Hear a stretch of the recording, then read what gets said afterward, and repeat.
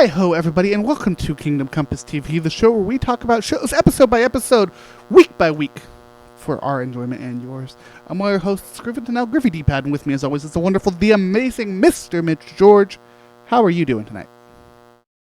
They gave a man a stick, and he did a lot with said stick. We got a lot of stick fighting in these these two episodes. Yeah. And two very different styles of stick. Oh, yeah. No. Swordmaster did Swordmaster things, and I'm here for it. Man, I was not expecting Jack Dickens to come back and fucking kill it. But that's what we're talking about today, folks. We're talking today about episodes 2 and 3 of Daredevil, Born Again Season 2. Mitch, they fucked us. The one week where we had issues with scheduling was the week that they dropped 2 episodes. Yeah, I mean, I feel like the next few weeks are going to be tough for me, at least. Just there's some things going on that I don't want to really deal with right now. So we'll see how all that settles out. But we tried. We really tried. But, we always do. And then we always end up recording it a week late. I mean, we were so good about episode 1. And we will be better about, hopefully, episodes 4 through 8. Will we, though? I plan on it. Okay, at least one of us is planning. Look, I have nothing tomorrow. We've already discussed this. Let's move on. Yeah, that's what I thought. Look, we're talking today, though. We're talking about it. We're doing a thing. We're hanging out. We're talking about episode 2, Shoot the Moon, and episode 3, The Scales and the Sword. If you've never been to this show, folks, this is a spoiler show. We just kind of just chill and talk about the episode as it came out. We're talking about all previous episodes, this episode, and potential spoilers for the future if we get things right. But we're not omniscient, and we haven't watched anything going forward. That said, a bit of housekeeping. Hey, what's up? How's it going? We got a regular show for this, too. I don't remember what the last thing we recorded for that was. I think it was the news episode. We really need to record that Hoppers episode. We do, because I went and saw it, and then we didn't talk about it. Episodes coming there. Shorts happening, doing things. Recorded a bunch of them, and I really need to sit down and edit them. Yep. Mitch, for reference, I haven't edited any since you were down here. That doesn't surprise me in the slightest. All that said, no, that's housekeeping. Let's throw all that aside, Mitch. We have 2 episodes. What did you think about them? There are elements of it that I really loved, and there were elements of these 2 episodes that felt very safe. I mean, in Shoot the Moon, they try to make it a big reveal that BB is behind the Fisk caricature, which literally anybody with a brain cell was it a big reveal? Realized. They set it up to be a reveal where it's like, oh, slowly walking towards the camera, turning off the camera, slowly pulling the mask. Like, of course it's BB. I mean, the only reason I'm saying is that they stuck on BB for like 2 seconds and then moved on. I suppose, but it's one of those things that, like, yes, I'm glad to see Kirsten still being involved in Matt's plot, even though there's intersection with the vigilante trials, but realistically they're fairly separate stories this year. Like, they have their own beats going on, but seeing the crossover there with the retrieval of Hector's amulet of power, with his niece taking on that mantle as part of the jailbreak in the end of episode 3 was really cool to see. Really great to see that pay off. Really nervous for her, given how her uncle ended. But I feel like I did not like episode 2. I loved episode 3. There wasn't a lot going on in 2. 3. I feel like 2 was the setup episode. Like, we got a couple of interesting things, like you mentioned, like with Angela getting the amulet. I loved that. And setting up some of the trial. Some of the groundwork for the trial, some of the groundwork for Josie's being this safe haven and them having their safe house set up there. Like, well, I mean, at the time, like, there's a lot of storytelling that's going on there, but not a lot of payoff. Well, no, that's the beginning of episode 2. I see why they released these episodes together, because episode 3 pays off so friggin' well. Yeah, episode 2 set up a lot of interesting things, right? Like, Matt having to deal with Karen being on the level of Frank of, why don't we just kill them? Soledad getting arrested by the AVTF. Yeah. And seeing this and knowing where the world is at right now, I mean, we're one foreign power being threatened away from it being a literal caricature. I said this in when we talked about episode 1, where one of the major critiques of this show is just how Trump-like they've wanted to make Fisk, when that is not the case. It's just that fascism always looks the same. Yeah. And it's like, man, is it brutal in this one. Like, I do think that was an incredible scene of television. But God, was it hard as fuck to watch. Yeah, because it very much paralleled what we saw. I'm thinking back to Minnesota. Like, that whole scene, I'm just like, they're going to kill her. Like, this is going to not end well. And thankfully, it didn't go that route. But it very well could have been. Planting that thought based on real life circumstances is not a pleasant place to be in. Oh, God, no. I really like that. And I'm trying to think of other things, like, specifically from episode 2. The whole, like, leaking of information I thought was fine. It wasn't anything crazy. I feel like it's more set up for BB's story at this point. And then, like I mentioned, I love the trial stuff. I think leading it in here, it gives us a whole nother angle to look at everything that's happening, right? Like, we have this vigilante side of things with Matt and Karen, but getting to see Kirsten's side of it, of fighting for Jacques, but also, like, she is the go point for a lot of these people who are like, hey, my aunt was taken. Hey, my brother was taken. Like, can you help us do something? I think that was really a really good call for us to see that, because there's always someone trying to do something. Yeah. Yeah, and it really does help to drive home the point that there is good in the world, no matter the way that media or just the world is constantly shitting down our throats. There is good in people. There is good just in society in general, and seeing that come out through the actions of a few up against the actions of many, or many who are just following orders, again, to harken back to another fascist we had to deal with in the last 100 years. Really interesting to see where they're going specifically with this character and how that's going to pay off. I actually just finished season 2 of Paradise, which, Griffin, we got to talk about this show. Look, Holy shit. Look, I'm finally caught up on Invincible. I will start watching Paradise immediately. Please do. Maybe that's because Sterling K. Brown in that show is one of the most interesting characters in modern television, and not enough people are talking about it.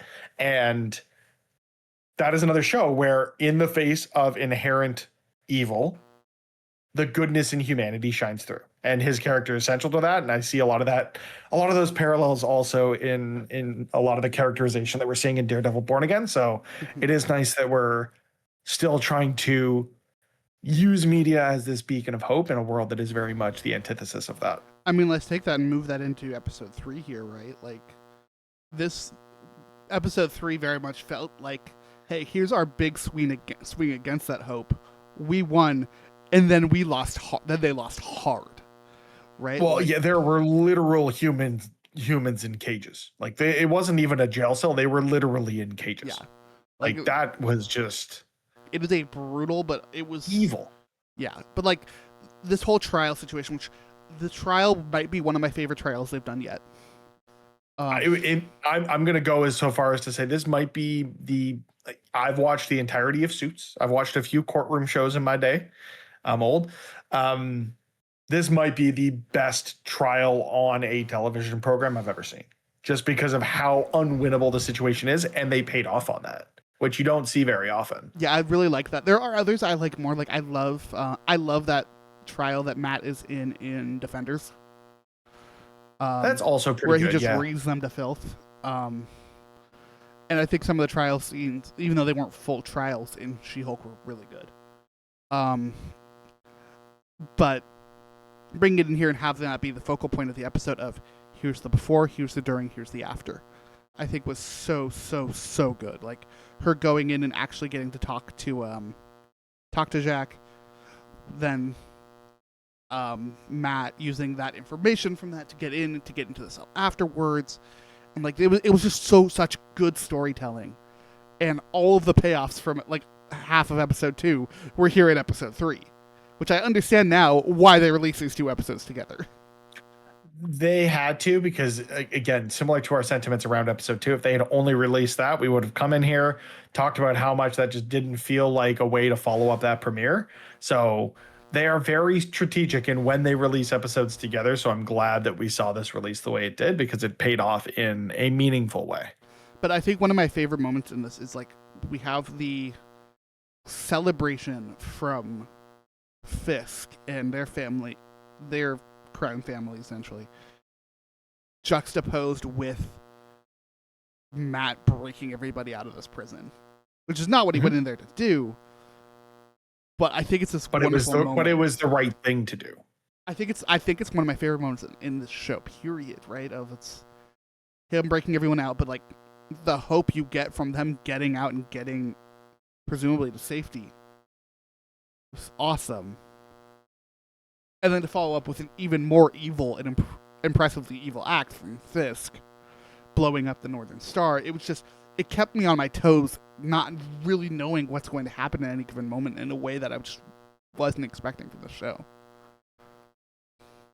I love the show, man. The show's great. Dude, I just want to stop recording now and so go watch the next episode. So yeah, the next episode just dropped for us. It did. I really am kind of curious to see where they go next. I don't think we'll see much more of Swordsman. I hope we do. I do think they're putting together this sort of ragtag group, and I do think that they introduced Jessica Jones as a key part of this going into the second half of the season. So it will be interesting to see whether or not Jack Duquesne stays around. And the reason I think he does stay around is, I mean, I'm tossed. I'm 50-50, where does he want to clear his name or does he want to go into hiding? And I feel like there's going to be a case for the former.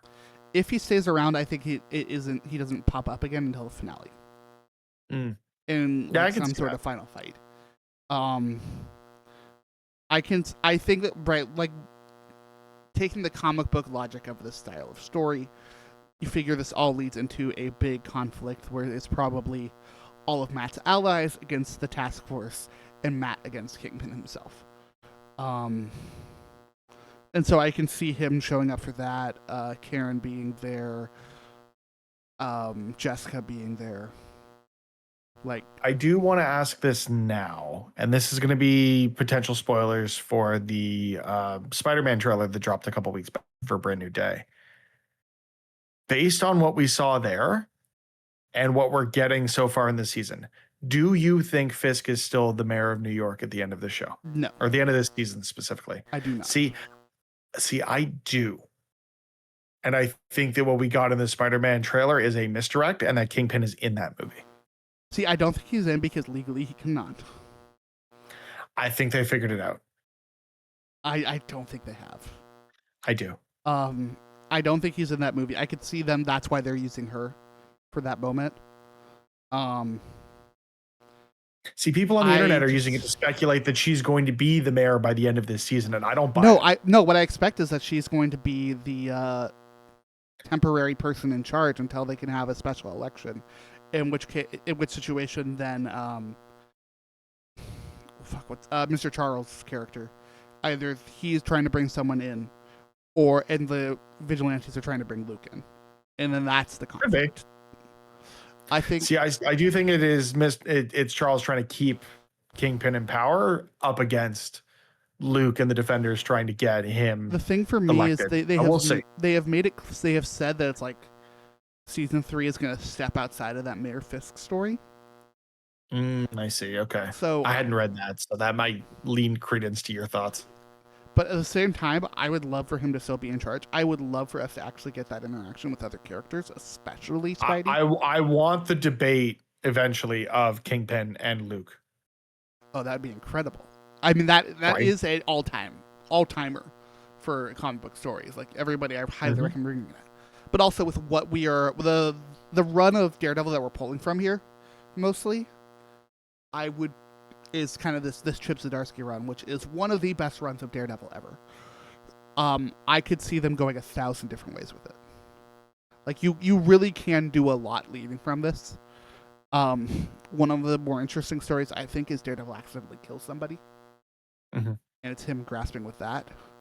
Like, which we did get a little bit at the beginning of season 1 with his thinking that he killed Bullseye, which I'm very curious to see their interaction in the rest of this season. if they ever actually finally come together. I just need them to come back together. There has to be payoff to that cliffhanger in episode 1. Mm-hmm. And I wouldn't be surprised if we get it this upcoming episode. You were talking about potentially seeing Jessica this episode. I would not be at all surprised because we did get the scene in the hospital where he takes out a couple of the task force members, but I could see there being something this week. Yeah, I think we're gonna get a little bit more of that. I imagine, like, looking ahead, right? Like, Gloves Off, Grand Design, Requiem, The Hateful Darkness, The Southern Cross. Yeah. The name Requiem very much feels like, hey, yo, let's look back at a certain Foggy Nelson. Yeah, that tracks, but I could see there being something that then, I guess that would be next week's episode, something towards the end of episode 5 that sets that up as the main storyline of episode 6. But again, we just got to keep watching to see. Mm-hmm. Yeah. Unless you're Matt, in which case he's not watching because, blind. Yeah, he's listening. Yeah, always listening. That's going to be a wrap on this one, though, folks. It is a short one, but honestly, for there being 2 episodes, there isn't really a ton to talk about that we haven't already, and we're really excited to go watch this new one. So, come hang out with us when we talk about episode 4. We will be here. We'll be here hopefully soon. Go check out the other stuff. We'll be there. But until then, be good to each other and have a magical day. Excelsior.